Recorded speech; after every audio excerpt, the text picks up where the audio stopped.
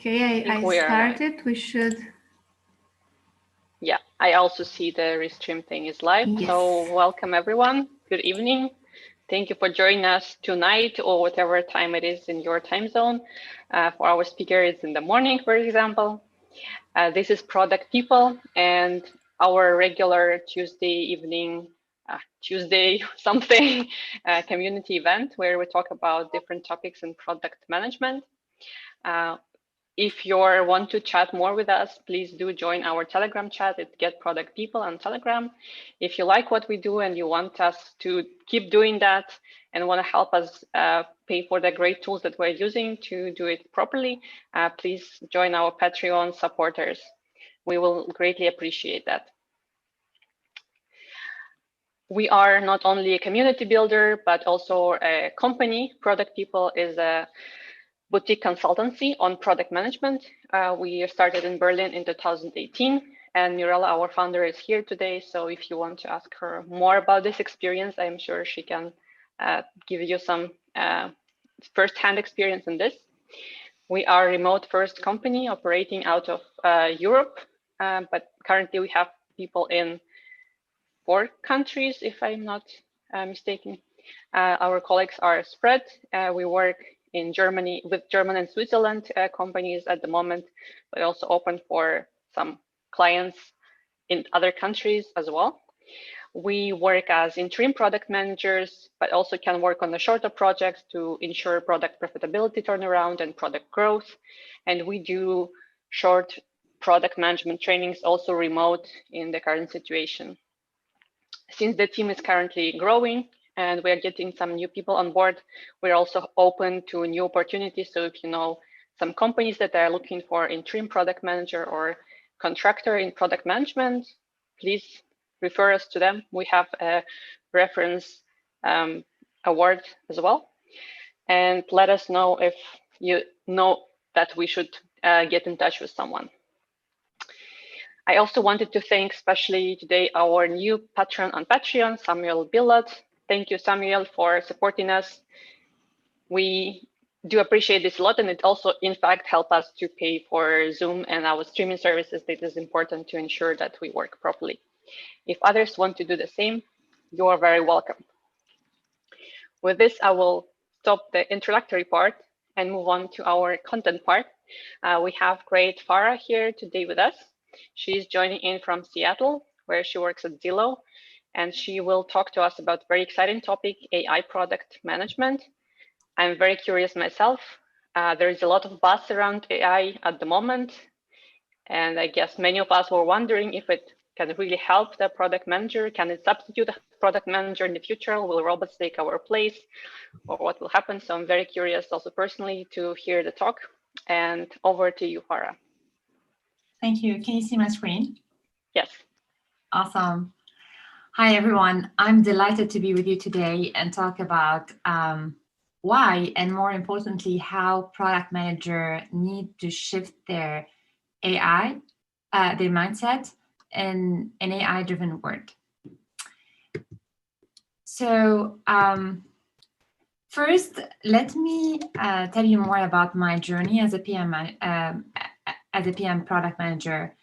I have an engineering degree in telecommunication and network from the NSET in France, did my PhD at EPFL Switzerland in innovation management, and started my career at the United Nations, establishing an international top-level domain .post for digitizing the postal network. Then I met my husband, who lives in the US. So I moved and started working with eBay.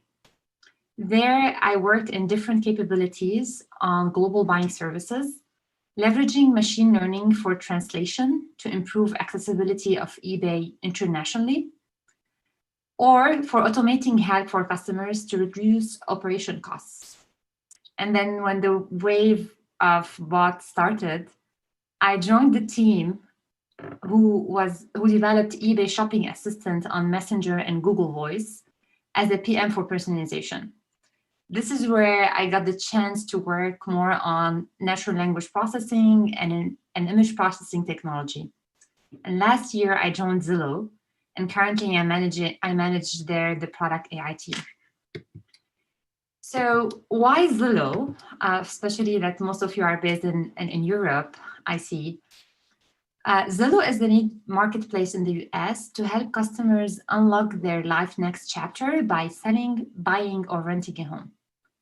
So from the moment customers start their search for a home on Zillow, AI is used to recommend homes based on 200 plus property data attribute and user activities. Many users come to our website so that they can see primarily the estimated value of the house, which is powered by AI. And you could see here, it's called Zestimate. It's pretty much related to our brand. During COVID-19, doing a virtual 3D tour and seeing floor plan generated based on descriptions and images has been a key delightful service for our customers. And then when a customer is ready to connect with the agent, AI is actually here to recommend the right agent and to facilitate the communication, such as automated SMS and follow-ups, etc. So today I will use a combination of example of my experience, but also from the industry. I'm hoping today we cover a couple of things. One is how AI is changing our role as product manager, and then talking about the AI product lifecycle, hoping to give you some ideas about how to be more efficient at our jobs. So AI is defined as this technology that is making machine do things like a human. Many leaders, including Satya Nadella, CEO of Microsoft, quoted here, has acknowledged the impact this technology can have on human well-being.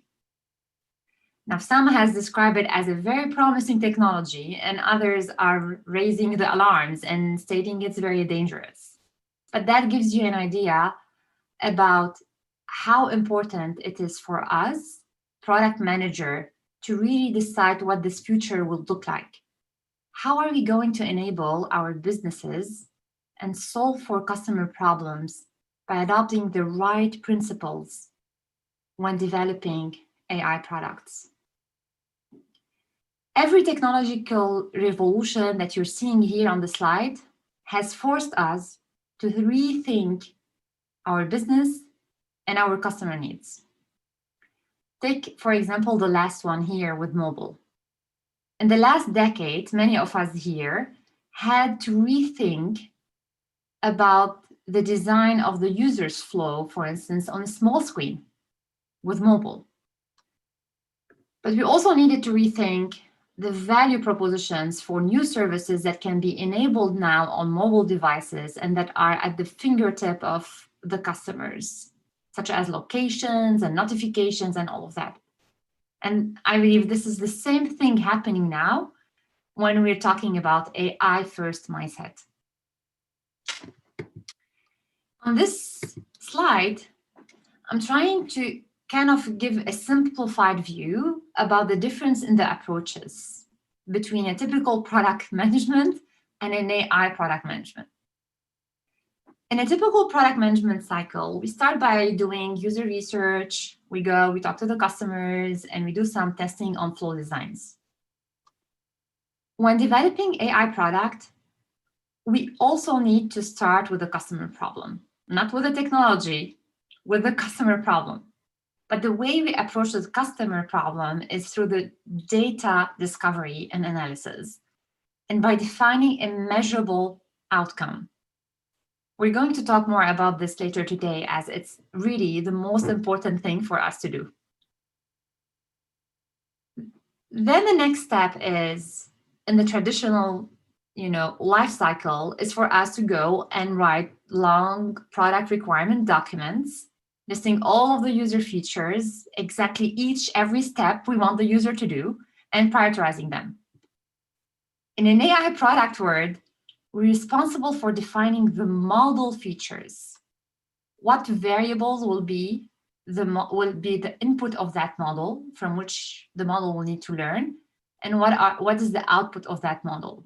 What are the model constraints? Example, ensuring that we're not spamming the customers with so many notifications.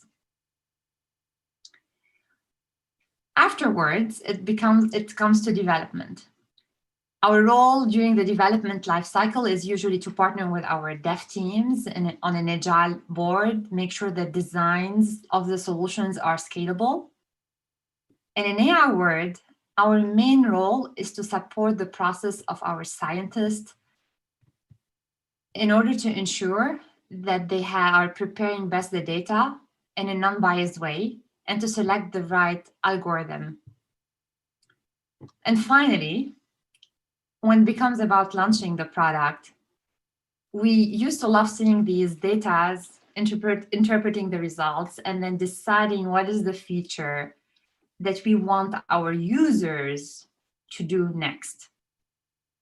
In an AI product, we need to exercise patience and actually try to teach the model about how to learn more about the customers from actually the errors that the model is doing.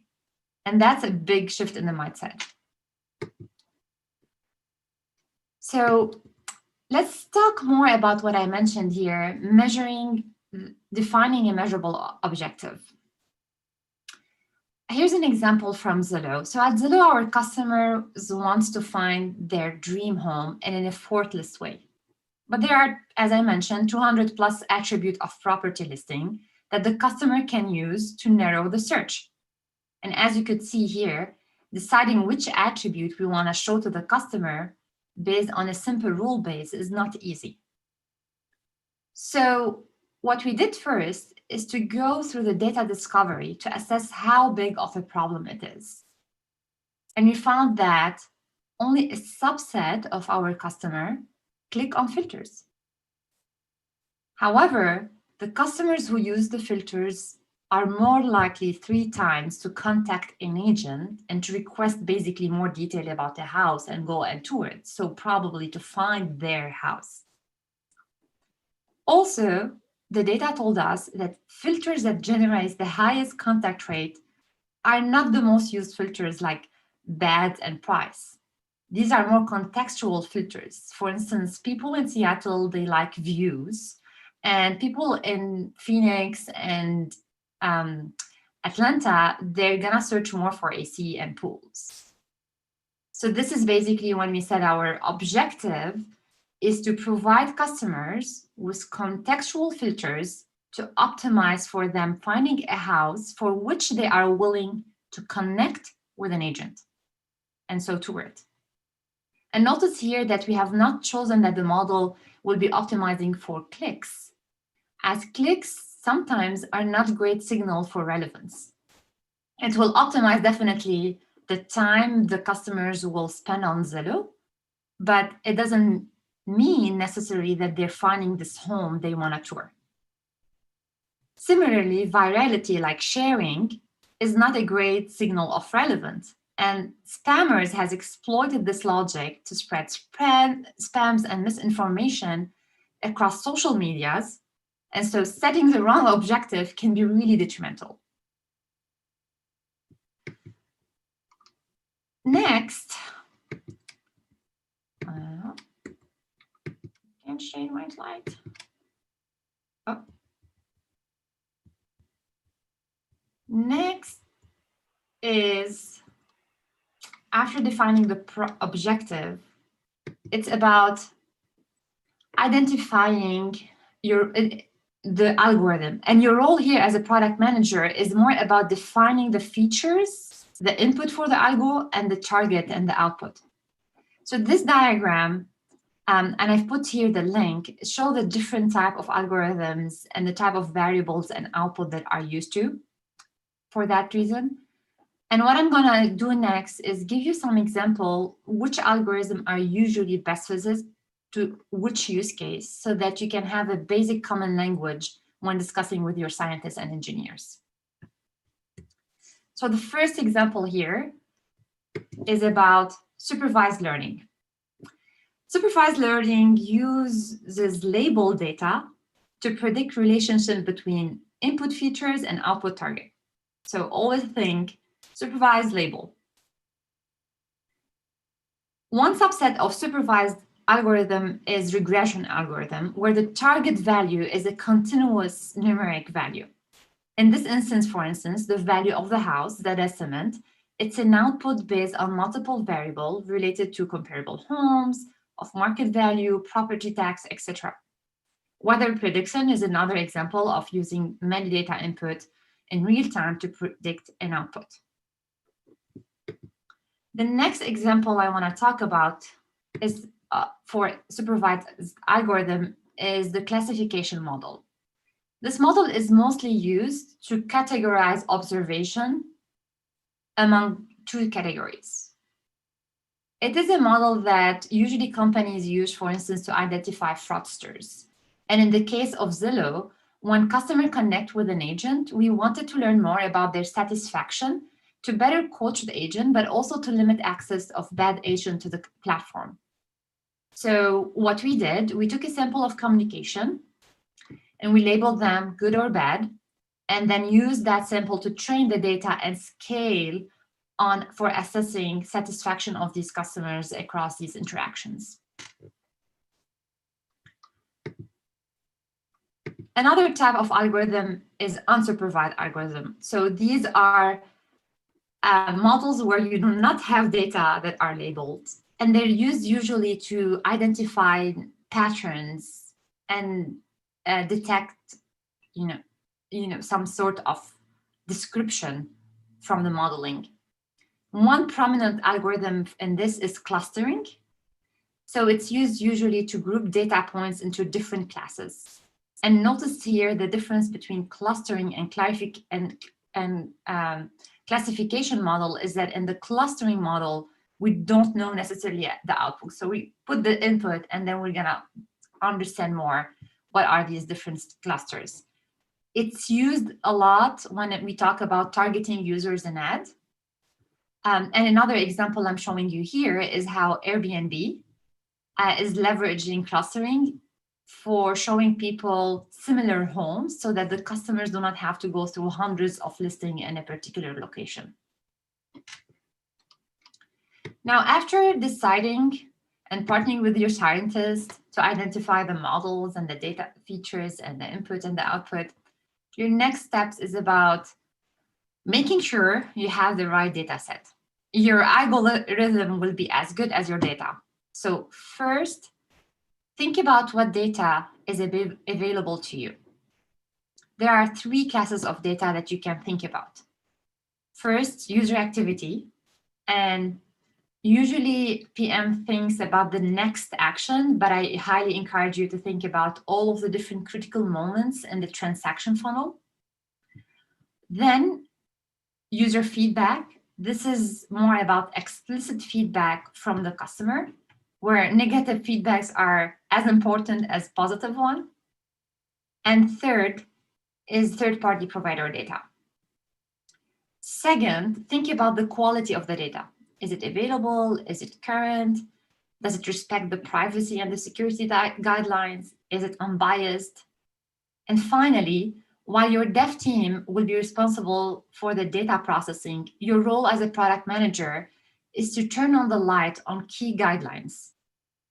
For instance, when we were developing the model for customer satisfaction, we had to start by cleaning the data and excluding the voice messages that can be adding noise and not really related to a real interaction between a customer and an agent. We also needed to do better sampling, for instance, on experienced agents versus new agents on the platform. And finally, you deploy the model. So this is what I mentioned as the biggest shift in the mindset of an AI product, where you kind of like don't really control the outcome of the model. So your main job is to teach the algorithm to achieve your objective within a certain margin error. So, and it's kind of very hard to shift the mindset also of your business stakeholders who are more looking for concrete short-term results, like what are you expecting? Give me X% lift. And this is where it's gonna be a shift in the communication for you as a product manager. So what does success look like? First of all, measure the model accuracy and precision using your validation data set. Test the model offline. Don't wait for the online data pipeline to start your test. Many times, the PMs, they're waiting for front-end integration, etc. I highly encourage you to start testing the model offline because it also builds the good business case for the online use cases. And then when you go and test the model online, consider adding this in-context user feedback point that I talked about, which is pretty important. And continue tuning and refining the model via a lot of A/B tests. This is where A/B tests will be super important to achieve the right results. So this is really what I wanted to share with you today from a product lifecycle. I didn't touch base a lot on the platform for AI and other things, but I hope that I gave you some tips about the product management skills. And I hope also you're all thinking about what does the future of AI mean for your customers and for your business model. Great, thank you very much, Farah. So with this, we are open to questions, everyone. We are not too many people, so you're also welcome to speak up. The best if you use the raise hand function in Zoom. To see it, you need to click on participants, then you will see in the lower panel raise hand, and then I can call you. And I see Leon has a question already. So Leon, yes. Welcome. Yes, yeah, thank you for the talk. Very, very interesting. For me, it will also be interesting to get a little bit more information about some implementation cases that you had. So, for example, you mentioned building some AI models on experienced versus new agents in the platform. So, what are some use cases that you think for you it worked out really well? Well, one of the use cases was about the contextual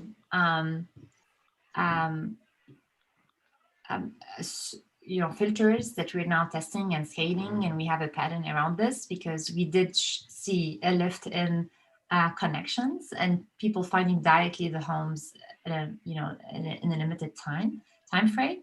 But honestly, Leo, there's a lot of different use cases. So in the Zillow. Before at eBay, we did the shopping assistant, and it was also a very interesting use case because when you go on a shopping website, you kind of have on the left hand a lot of filters that you can, filter by. How can you train a shopping assistant to ask you the right questions to narrow your search? So, for instance, if you're looking for a TV, you're gonna ask later on the screen or the brand of the TV, versus if you're looking for a dress, it's gonna be for a size.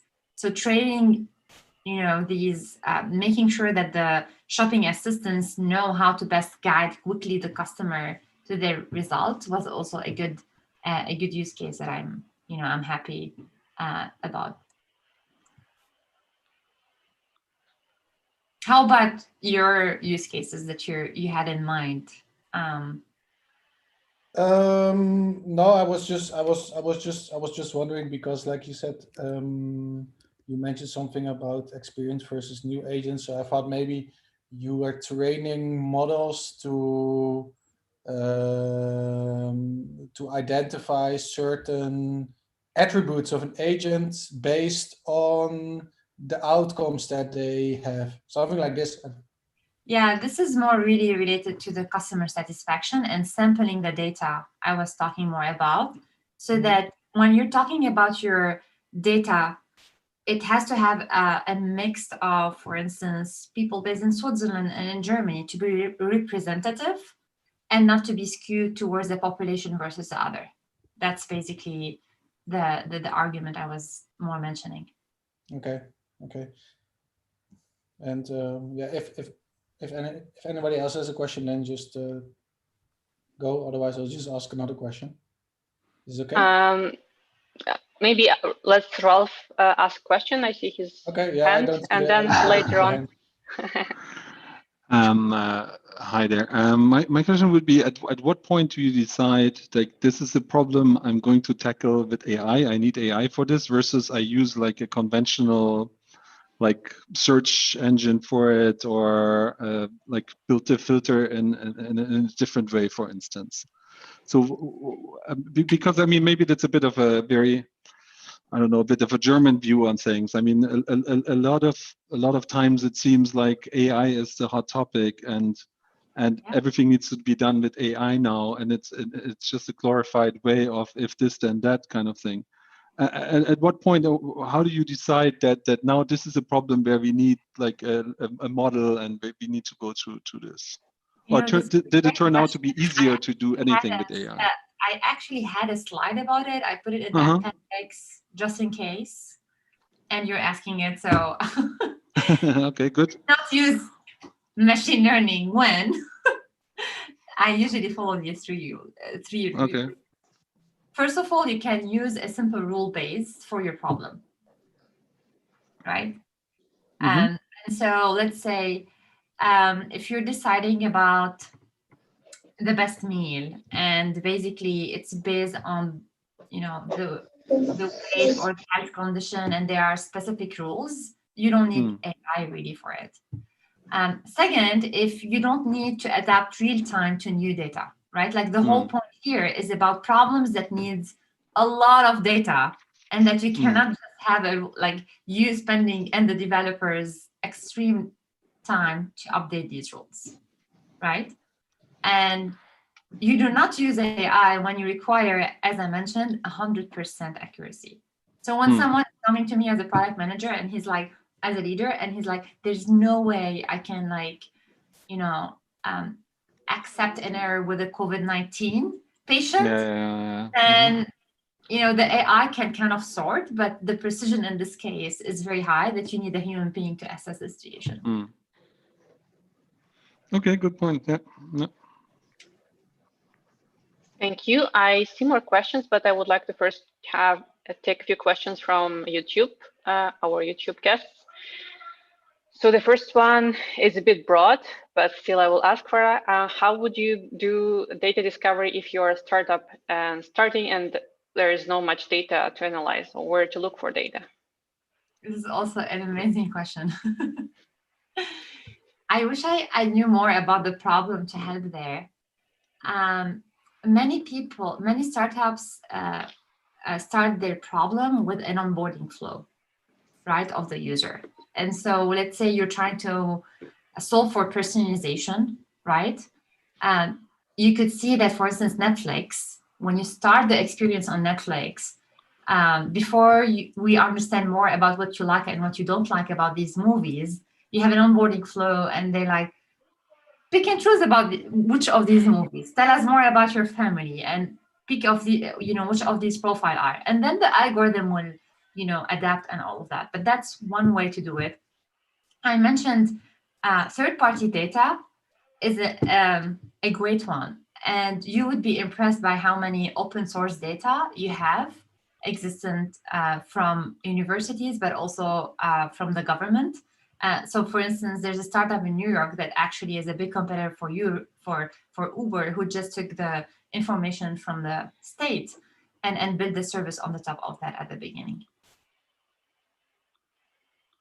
Good. That's a good insight, I think. Thank you very much, Farah.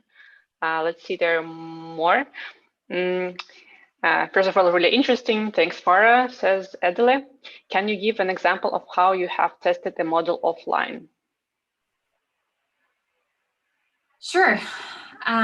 So basically, what happens with the data scientists is that, let's say you have a regression model and you have a certain a data set with labels and all of that. What you can do is you take the data set and you take 50% for training the model, let's say, a big chunk of it. Then you take a subset for validating the model, and then let's say another 30% And then you leave 20% for testing the model offline, right? And that's a good way basically to kind of to test the model offline without, having the new users coming into the platforms, and a good process to kind of follow. Thank you. Okay, the next one is how to prepare our standard product managers to this new way to work. Do you recommend some courses, books? I see very difficult the phase to give them the practical AI skills, says Gianluca. So basically, what would you recommend for people to shift into this? There's plenty of amazing courses online. I've put, on LinkedIn, there's a couple of courses for product management and AI that are good, starters. Google has a lot of great courses, and I'm a big fan of how they're, some of them are not very technical, some of them are more technical, but I think for any product manager who wants to kind of like understand AI, a certain level of technical understanding is also very much needed. Thanks. So you think basically courses are helpful, and do you think people should understand really the machine learning algorithms in depth? Like people, product managers should understand them. Yeah, you don't need to be a scientist, you will have on your team a data scientist and a scientist and all of that. However, I do highly recommend to understand, the basics of understanding, for instance, model performance, accuracy, precision, and all of the different part of how to interpret these results, as well as the general input and output for these algorithms that I mentioned. Not to go into the details, but hopefully your science will help you. Good. Thanks. Let's go back to our people on Zoom. So Diana has a question for some time already. Diana. Hi, and thank you, Farah, for this lecture. It was really interesting. And actually, my question was exactly like the previous one. How deeply you have to understand machine learning and data science, and also I'm wondering, like, who is the person who decide where we need to use machine learning and where we don't need it? Like you said in previous, I'm sorry, in one of the previous slides, that sometimes we don't need to use machine learning and we can use like more basic methods to solve the problem. So who is the person who can and who should decide which method to use? Thank you. Ultimately, I feel as a product manager, we should be empowered to decide on the approach to test without. Machine learning takes, as I mentioned, sometimes and some investment and a lot of data. So if you can actually test if you can make a change to solve your customer problem with a simple change based on rule-based, I think you should be empowered by everybody as a product manager to go and test that, right? So definitely the scientists on your team can also help a lot. Like I love my data scientists and my engineering team, because we work closely on the customer problems and they help me understand outside the box, like what are the right approaches. So you can definitely have a good communication with them. It is going to be more and more the difference between a great product manager and another will be about how to test ideas quickly, right? And so knowing how to use simple things versus more sophisticated things, or more sophisticated algorithm to advance a cause or an objective is going to be really what makes a difference between a product manager and another. On the technical side, I do hope, like, my slides try to like minimize the challenge for people without a lot of technical background for going into that space. Like you basically just need to understand this is how regression works in general. So I, as a product manager, needs to understand features and input and output, or this is what clustering means, or this is what classification means. If you have a basic understanding of these, you will not be the one coding or deploying the model. Just reading through that, it will be, I believe, enough information. Thank you. Thank you. Thank you, Farah. There is also a question from Gaurav. It's nice to see you, Gaurav. He will be one of our speakers in the next year. Great that you could join today. Sure. Thanks, Victoria. First of all, thanks, Farah, for joining us all the way from Seattle in the morning and taking us through this. Thank you so much for this talk. I have a question. What's been your experience regarding product managers falling into this trap of employing some sort of confirmation bias that leads to completely different outcomes when using these statistical models, and then having to go back and actually fixing your initial assumptions? So do you see the limitation of AI being really a human limitation? It's a great question. I agree with you. I've made mistakes along along these lines, to be honest. I think also because we weren't probably equipped about the problem of these bias, right? And now that we're more acknowledging these, we are having the more focus, to your point, of fixing the problems at the beginning. Lately, I've been reading the Microsoft principle for product AI. I'm not sure if you're familiar with it. No.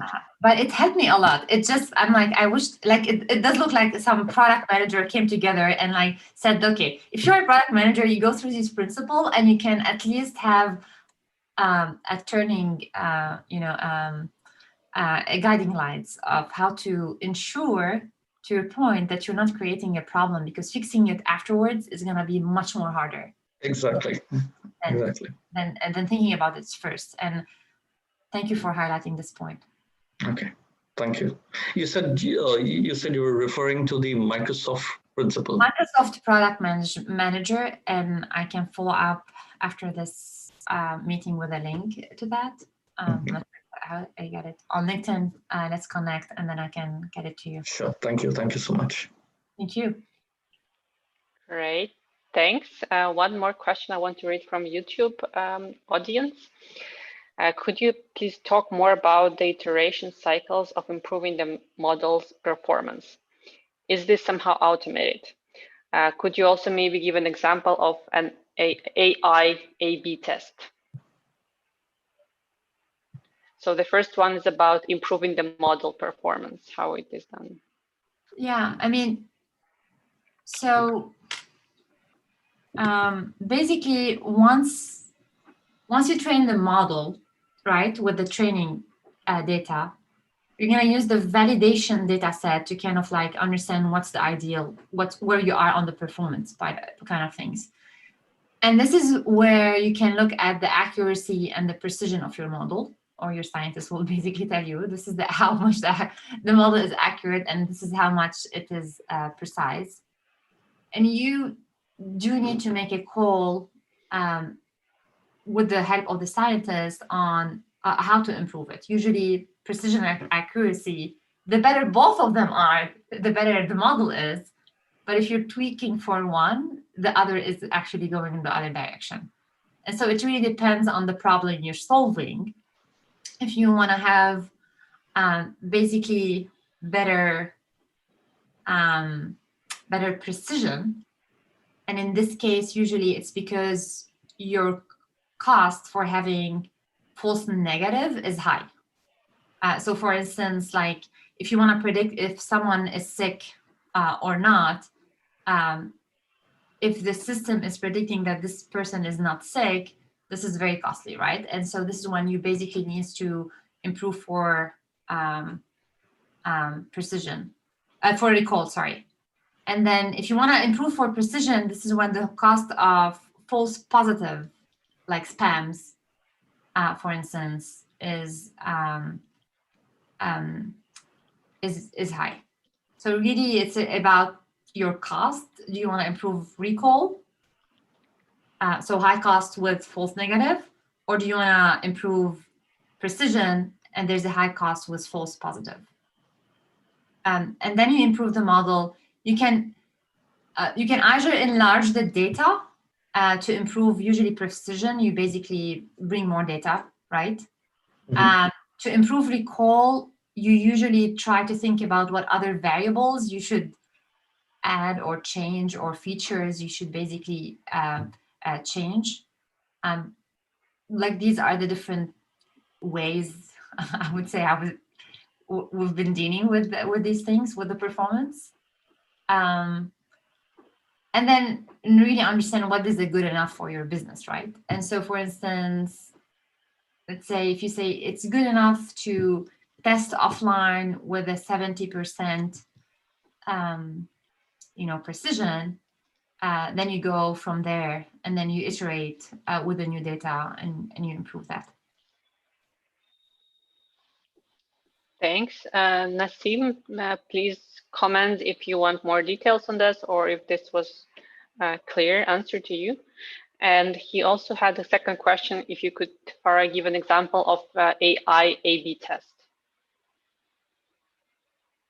Well, most of them are launched with A/B, right? Like you basically, let's say you're working on a personalization model, right? You basically start and you have a model with a lot of features related to the clicks of the homes that this person is using, the saves of the homes, how much they're adding a home and connecting with an agent, or if you're on Amazon, if you're adding to a shopping cart, right? You launch the model and you see how much people are reacting towards your outcome, which is maybe, more people are clicking on these items, or if your item is more people are actually transacting, could be, your outcome. That's your model. The second model will be, hey, but I also want to put another feature from this user experience. And let's say you would add something around his past click, like behavior or interest, or his aggregated categories where he is. At this point, you basically launch an A/B test. So you have, you're launching it at the same time. There's the rest of the noise is cancelled from other things on the experiences. Like you need to make sure that they're not targeted by other experiences, etc. changes, and then you monitor the outcome. But most of the experiences are really shift with some of the A/B tests now in this new world. There's no escape. That's true. Okay. Thank you, Farah. I think we take one more last question. And Leon, if you still want to ask more, unless it was answered already, you're welcome to do that.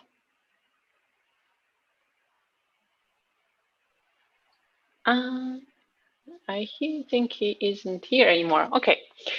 Then I think we will be closing. Let me quickly check YouTube. Yeah, Nassim says, thank you, Farah, that was very informative. This is about improving the performance.